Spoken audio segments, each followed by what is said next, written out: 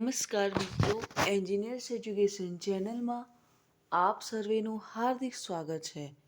તો મિત્રો, આજે આપણે ધોરણ 6નો વિષય ગુજરાતીનું પ્રકરણ 11 દૂર શું નજીક શુંના સ્વાધ્યાયન પોથીના પ્રશ્નોના જવાબ જોઈશું. પ્રશ્ન 1. નીચે આપેલા વિધાનો માટે યોગ્ય વિકલ્પ પસંદ કરો. પ્રશ્ન 1. હોડી કઈ દિશા તરફ ગતિ કરી રહી છે? વિકલ્પ એ દક્ષિણ, વિકલ્પ બી પૂર્વ, વિકલ્પ બી ઉત્તર. તો સાચો વિકલ્પ છે વિકલ્પ ક ઉત્તર. 2. હોડી તારલાને ટાળી કઈ રીતે આપે છે? ઓપ્શન એ હસીને, ઓપ્શન બી રડીને, ઓપ્શન ક ઉદાસ થઈને. તો સાચો વિકલ્પ છે ઓપ્શન અ હસીને. 3. થાંભલાના જેવું ઊંચું ચણતર એટલે? ઓપ્શન અ કિનારો, ઓપ્શન બ મકાન, ઓપ્શન ક મિનારા. તો સાચો વિકલ્પ છે ઓપ્શન ક મિનારા. 4.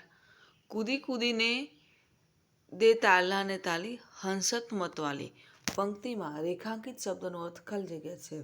ઓપ્શન અ મદમસ્ત, ઓપ્શન બ અલમસ્ત, ઓપ્શન ક પ્રશસ્ત. તો સાચો વિકલ્પ છે ઓપ્શન અ મદમસ્ત. 4. ઝીણું ઝીણું મરકે એટલે? ઓપ્શન અ જોર જોરથી હસવું, ઓપ્શન બ નાની નાની વાતમાં હસી પડવું, ઓપ્શન ક મંદ મંદ હસવું. તો સાચો વિકલ્પ છે ઓપ્શન ક મંદ મંદ હસવું. પ્રશ્ન 2. આપેલા શબ્દોના પ્રાસયુક્ત શબ્દો લખો. 1. કિનારા તો મિનારા. 2. ફરકે તો મરકે. 3. ફૂલ્યા તો ખુલ્યા. 4. તાલી તો મતવાલી. 5. ખુલે તો ઝૂલે અને 6. રમતી તો ભમતી. પ્રશ્ન 3. કૌંસમાં આપેલા શબ્દોના સમાનાર્થી શબ્દો કોષ્ટકમાંથી શોધીને લખો. તો કૌંસમાં આપેલા શબ્દો આપણે જોઈશું. તો 1. ભૂમિ, તો એમાંથી આપણે કોષ્ટકમાં શબ્દ મળે છે જમીન. 2. વાયરો તો પવન. 3. હોડી, તો એને સમાનાર્થી નાવ.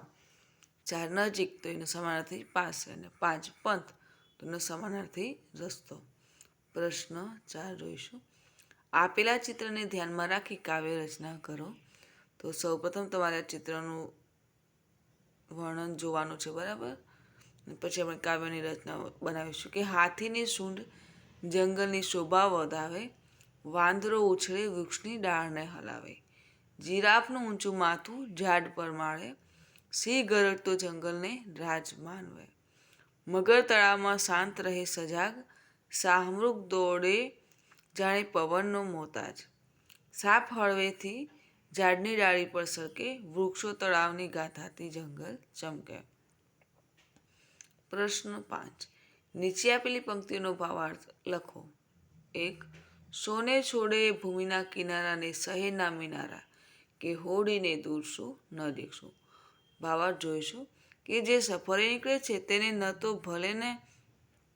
તેને તો ભલે ને ભૂમિના કિનારા છોડે, દૂર દરિયા પાર જાય, કે છોડે શહેરના ગગનચુંબી મિનારા, ભલા તેને દૂર કે નજીકના કોઈ ભેદ રહેતા નથી.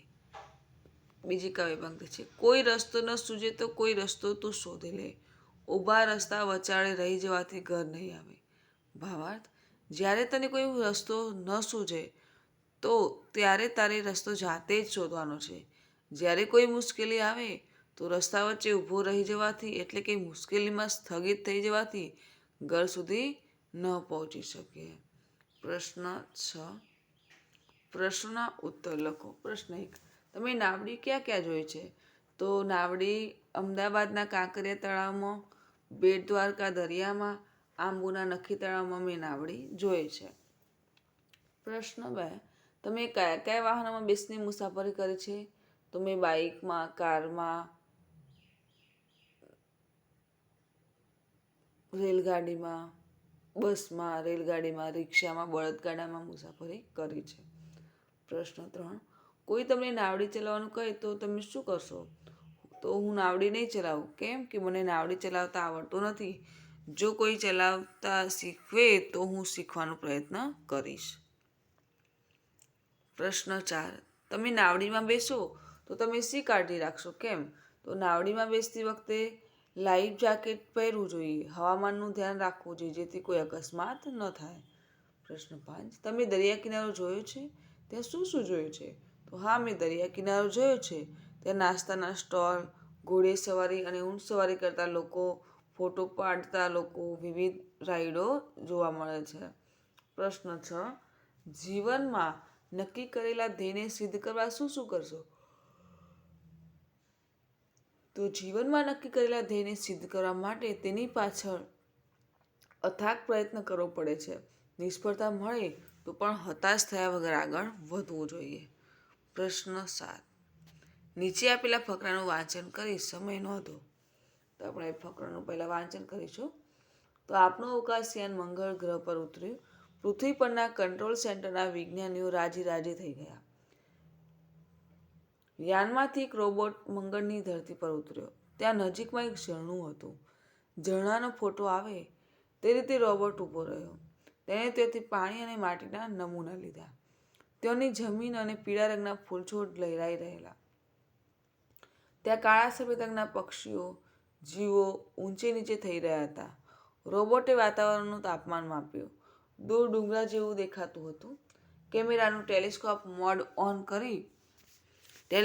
મોડ ઓન કરી રોબોટે તેના ફોટા લીધા. આ બધી વાતનું રોબોટ લાઈવ ટેલિકાસ્ટ કરતો હતો. બીજી સેકન્ડે તે બધું કમાન્ડ સેન્ટરના સ્ક્રીન પર દેખાતું હતું. તો બાળ દોસ્તો, આ ફકરાની શબ્દ સંખ્યા છે 97. વાંચન સમય લાગ્યો 1 મિનિટ. તો પ્રથમ વાંચન માટે 56 સેકન્ડ, બીજું વાંચન કરશો તમે 54 સેકન્ડ લાગશે, ત્રીજી વખતે વાંચો તો 51 સેકન્ડ લાગશે. બરાબર? એ આગળ જોઈશું. રેખાંકિત શબ્દ ઉત્તર તરીકે મળે તેવી રીતે પ્રશ્નો બનાવીને લખો. વાક્ય 1, ભરૂચની સિંગ ખૂબ જ પ્રખ્યાત છે. તો સિંગ શબ્દ છે તે રેખાંકિત કરશે. તો આપણે પ્રશ્ન પૂછીશું કે ભરૂચનું શું ખૂબ જ પ્રખ્યાત છે? તો શું જવાબ મળે? સિંગ. બીજો પ્રશ્ન, કયોની સિંગ ખૂબ જ પ્રખ્યાત છે? તો ભરૂચની. 3, ભરૂચની સિંગ કેવી છે? તો પ્રખ્યાત છે. બરાબર? એવી રીતે બીજું વાક્ય છે કે ગુરુવારે ભારત અફઘાનિસ્તાન દેશ વચ્ચે ક્રિકેટ મેચ છે. રેખાંકિત શબ્દો છે ગુરુવાર, ભારત અફઘાનિસ્તાન અને ક્રિકેટ. તો પ્રશ્ન બનશે કે કયા વારે ભારત અફઘાનિસ્તાન દેશ વચ્ચે ક્રિકેટ મેચ છે? 2, ગુરુવારે કયા દેશ વચ્ચે ક્રિકેટ મેચ છે? 3, ગુરુવારે ભારત અફઘાનિસ્તાન દેશ વચ્ચે શું છે? તો ક્રિકેટ. બરાબર? વાક્ય નંબર 3, ગંગા ભારતની સૌથી મોટી નદી છે. તો રેખાંકિત શબ્દ છે ગંગા, ભારતની અને મોટી. પ્રશ્ન, ભારતની સૌથી મોટી નદી કઈ છે? તો કે ગંગા. 2, ગંગા કયા દેશની સૌથી મોટી નદી છે? તો ભારતની. 3, ગંગા ભારતની કેવી નદી તરીકે ઓળખાય છે? તો મોટી નદી તરીકે. બરાબર? પ્રશ્ન 4, ગાંધીનગરને હરિયાળી નગરી કહે છે. તો પ્રશ્ન બનશે કે ગુજરાતના કયા શહેરને હરિયાળી નગરી કહે છે? તો ગાંધીનગરને. 2, ગાંધીનગરને કેવી નગરી કહે છે? તો હરિયાળી. 3, ગાંધીનગરને બીજા કયા નામથી ઓળખવામાં આવે છે? તો હરિયાળી નગરી તરીકે. બરાબર? પ્રશ્ન 9, આપેલી પંક્તિઓ આડીઅવળી થઈ જાય છે તો યોગ્ય ક્રમમાં ગોઠવી ફરીથી લખો. 1, સઢ એક વાર ખુલ્યા ભર્યા. તો કાવી પંક્તિ બને છે કે એક વાર સઢ ભર્યા ફૂલ્યા. 2, આગળા તે આપના સામે ખુલે. તો સામે આપના તે આગળા ખુલે. 3, તારલાને દે કૂદી કૂદી તાલી. તો કૂદી કૂદી દે તારલાને તાલી. 4, વીંઝણે કદી રમતી ઝંઝાને. તો કદી ઝંઝાને વીંઝણે રમંતી. 5, બીજ કલા આજ ઉઘડીને દેખીને. તો આજ બીજ કલા દેખીને ઉપડી. પ્રશ્ન 10, આપેલા વાક્યોમાંના સંયોજક સુધારી વાક્ય ફરીથી લખો. ઉદાહરણ છે કે હું સવારે વહેલો ઉઠ્યો પરંતુ કસરત કરી શક્યો. બીજું વાક્ય, હું સવારે વહેલો ઉઠ્યો એટલે કસરત કરી શક્યો. તો જો સંયોજક સુધારી લખ્યું છે. બરાબર? આમાં એ રીતે આપણે પણ લખીશું. તો પ્રથમ વાક્ય છે કે નોળીઓ સાપ કરતાં વધારે ચાલાક પણ ચંચળ હોય છે. તો વાક્ય સુધારી લખ્યું છે કે નોળીઓ સાપ કરતાં વધારે ચાલાક અને ચંચળ હોય છે. 2, તમે જૂનાગઢ પહોંચો કે સાસણ. તો વાક્ય બને છે કે તમે જૂનાગઢ પહોંચો એટલે સાસણ.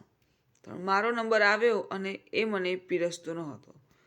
તો વાક્ય બનાવીશું સુધારીને કે મારો નંબર આવ્યો પણ એ મને પીરસતો ન હતો. તદ્દન સાદું પરંતુ સગવડતાવાળું ઘર હતું.